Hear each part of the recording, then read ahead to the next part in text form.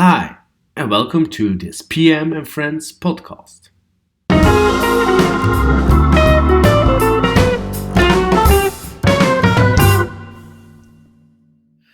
Bonjour à tous et bienvenue dans cette vidéo. Mon nom est Jadra Sada et je suis conseiller en gestion et communication de crise chez PM Risk Crisis Change.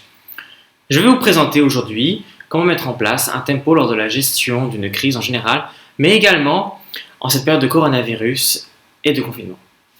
J'aborderai dans un premier temps l'importance de fixer un tempo en temps de crise, puis comment mettre en place quelques conseils pratiques pour rendre vos réunions efficaces. Enfin, dans une seconde vidéo, j'aborderai plus en détail le cycle dit RPADAS, connu également sous le nom d'Ibobo dans sa version originale flamande. En période de crise, la principale difficulté est de faire face à l'inconnu. Inconnu qui est souvent génératrice de stress, et qui dit stress, dit souvent prise de mauvaises décisions ou de mauvais choix. Il faut savoir que lorsqu'on est en crise, il n'est pas rare de voir nos structures s'en trouver vraiment profondément modifiées, voire les voir s'effondrer. Par exemple, si je prends la situation actuelle du Covid-19 et du confinement, la structure même de notre façon de travailler s'en est trouvée profondément bouleversée, on va dire à différents degrés selon les secteurs. Évidemment, tout le monde n'est pas touché de la même manière. On n'a plus accès au bureau, on est en situation de télétravail, et même parfois, pour ceux qui souvent sont encore en train de travailler in situ, ils doivent s'adapter à des mesures d'hygiène extrêmement drastiques. Tout cela, en fait, affecte la structure même de notre façon de travailler. Par conséquent, il est important de mettre en place une nouvelle structure qui soit suffisamment stable afin en fait, que vraiment on puisse s'appuyer dessus. Et cette structure va permettre de réduire un peu cette incertitude et donc réduire le stress. En fait, il s'agit de s'adapter à une nouvelle normalité par la mise en place d'une nouvelle façon de travailler, voire même la mise en place d'un nouveau mode de vie organisationnel. N'oubliez pas que la gestion de crise, c'est avant tout de la très bonne gestion. Je vais ainsi vous donner ici un moyen de vous aider à construire cette nouvelle structure, cette nouvelle normalité. Et ne vous inquiétez pas, c'est en réalité très simple. La première chose à faire est donc de s'organiser. Réorganiser votre équipe et installer un rythme régulier qui permette de suivre l'évolution de la charge de travail de chacun, mais aussi de rester coordonné. Pour ce faire, soyez d'abord à l'écoute de votre personnel. Laissez-leur de l'espace pour exprimer leurs émotions, leurs sentiments, leurs ressentis par rapport à la situation. Il est important en fait que chacun puisse partager son inquiétude ainsi que ses difficultés. C'est une période particulière et tout le monde ne vit pas forcément le changement de la même façon. Il y en a qui le vivent très bien, d'autres moins bien. Et il faut que les personnes puissent l'exprimer. Acceptez également, en tant que directeur ou gestionnaire, de lâcher prise et d'accorder un petit peu plus d'autonomie, voire même d'accorder des responsabilités à vos employés. N'utilisez votre autorité, votre pouvoir d'autorité uniquement que lorsque c'est vraiment nécessaire. Concertez-vous ensemble, réunissez-vous régulièrement, que ce soit physiquement, bien que ce ne soit pas très recommandé en ce moment avec le Covid-19, ou bien par d'autres moyens comme aujourd'hui Skype, Zoom, Teams, bref, aujourd'hui on a pléthore de moyens de communication en ligne par écran interposé. Ces réunions doivent avoir lieu à des heures fixes. Par exemple, on peut imaginer une réunion le matin à 9h et une autre dans la soirée à 17h. C'est vraiment à vous de voir avec vos collègues ce qui correspond le mieux finalement à vos besoins. Lorsque vous débutez votre réunion quotidienne ou vos réunions quotidiennes, cela dépend si vous en faites plusieurs ou pas durant la même journée, l'animateur ou la personne qui préside finalement la réunion doit poser ces 3 questions. Qu'avez-vous fait depuis la dernière fois que nous sommes réunis parler ? Eh bien c'est simple. Cette première question est importante car elle permet de dresser l'état des lieux de la situation actuelle, de faire une mise à jour des informations dont on dispose. Chacun en fait ici va présenter ce qu'il a fait donc dernièrement, quelles ont été ses réalisations. Cela permet à chacun un petit peu de voir où on est, où on en est à l'heure actuelle et que tout le monde ait la même vision. C'est finalement du partage d'informations. 2. Qu'allez-vous faire jusqu'à la prochaine fois que nous nous réunirons ? Cette question est importante car elle permet finalement de savoir ce que vous allez faire ensemble ou vos équipes vont faire donc dans les heures à suivre ou les journées qui vont suivre. Quels sont leurs projets, sur quoi ils travaillent et sur quoi ils vont continuer de travailler. C'est aussi le moment où chacun de vous, durant la réunion, vous allez vous fixer vos propres objectifs. Qu'est-ce que vous comptez réaliser jusqu'à la prochaine fois que vous voulez vous réunir. 3. Quelles sont les difficultés à résoudre? Enjeux, besoins pour y parvenir.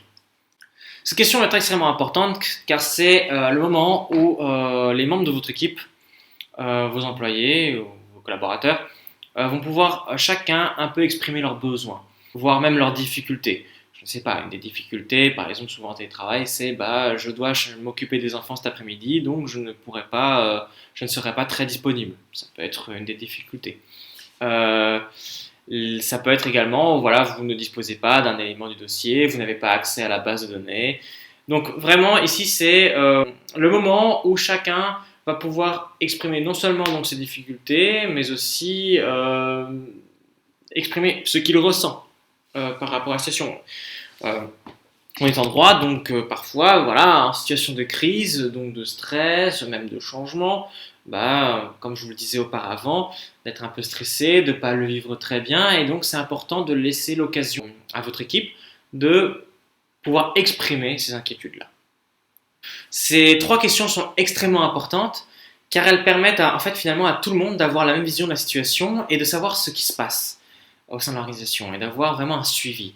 Cela permet également de faciliter la coordination et d'éviter les incohérences d'action. Si vous êtes en situation de télétravail à cause du coronavirus, c'est en plus l'occasion de pouvoir tous vous retrouver et d'échanger un petit peu de vos nouvelles.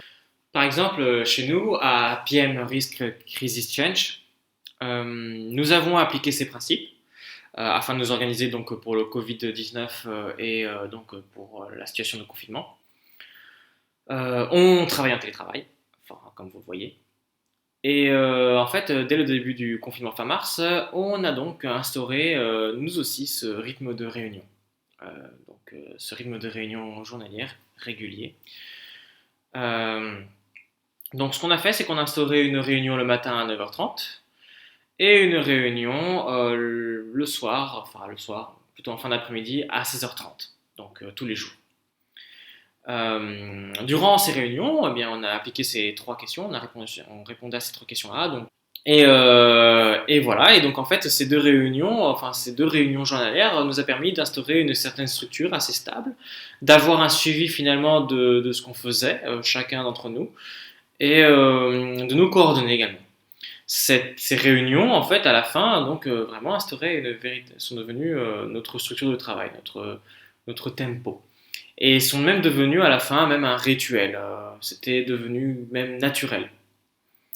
Récemment, donc il y a 2 semaines, on a adapté ce rythme-là, puisqu'on avait plus de visibilité par rapport au coronavirus, et puis on avait moins ce besoin de se voir régulièrement également. Du coup, on est passé à une seule réunion par jour, une unique réunion, donc le matin à 9h.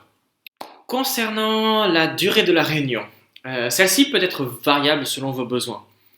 En fait, il n'y a pas de règle stricte à proprement parler. Par contre, à titre indicatif, évitez évidemment que celle-ci ne dépasse les 30 minutes afin de pouvoir éviter que ça s'éternise. Si jamais vous avez des choses à discuter plus en profondeur, faites-le avec les personnes intéressées si cela ne concerne pas toute l'équipe par exemple.